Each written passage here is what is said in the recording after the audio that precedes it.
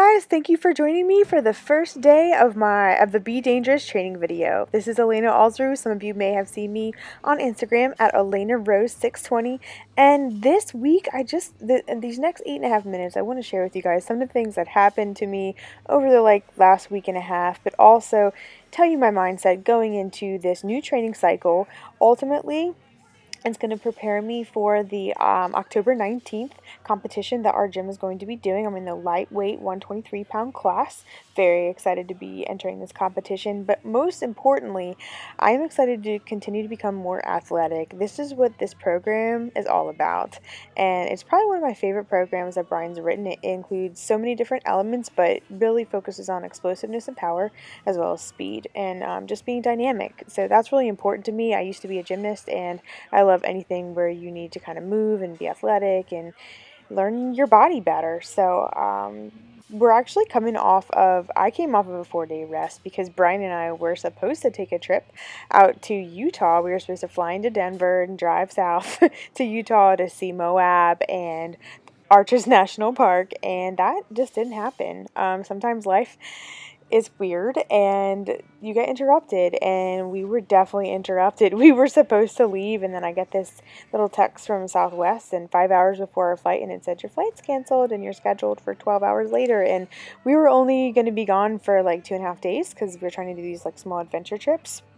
And yeah, so we just decided, hey, you know what? Hey, Kona and Emily. So cute. And then here's my last set. 245 times 8.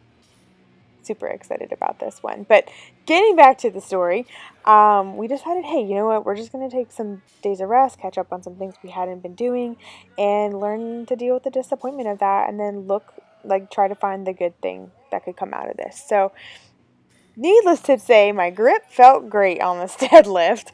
My CNS felt like it was really well recovered, and my grip strength felt very strong, and I could hold that bar for forever. The rest of my body was like, this is some heavy weight we're doing for a lot of reps. Usually 245 I may do for sets of 3, or I think the most I've done is 250 for 6. So 245 for 8 is a lot, and so I was really proud to be able to do that.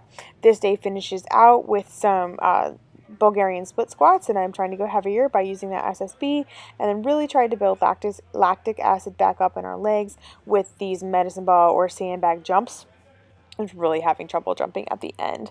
Yeah, so this program, this day definitely killed me, but it was an awesome kind of start to the week, and just trying to overcome that disappointment, and then really I was able to embrace the rest. We embraced a lot of rest and got a lot of things done those couple days that we were supposed to be away. And for those of you who love to cook, I learned how to cook lobster tails. My mom and I ended up going to Wegmans, and I bought lobster tails, kind of splurged there, and watched some YouTube videos on Food Network and learned how to cook them. And so Brian and I love oysters, and he shucked the oysters for me, and we just kind of made a really nice, sweet night, turned on some sweet music that we love to listen to, and just kind of were reflecting and being grateful over everything we've been given. He had finished those 40 days of treatments, and we got to just share a really nice meal of lobster tails and oysters. So we made, something sweet out of a disappointment, and took the advantage. We kind of thought maybe, hey, we're supposed to rest. So Wednesday's training was a lot of fun. We were able to do some rope climbs, some clean and presses here, ab rollouts, and then 20 double unders. Which that was really cool to do. Here we have my last set, 115 times 8. My head's kind of getting chopped off a little bit here. I got to work on my camera work, but the axle felt great. I tried to work a lot with my speed here. The only thing that I'm really trying to work on is getting that front leg out even further so I can drop down and don't have to press as far. 115 for 8 is really good for me. I'm really trying to, I'm on the cusp with my overhead press. You guys have all seen me trying to hit that 150 overhead press. And this is just the volume work that it takes to do something like that. So I'm really trying to be strong on my lockouts. That's something I'm trying to pause a little bit at the top for. So anyway.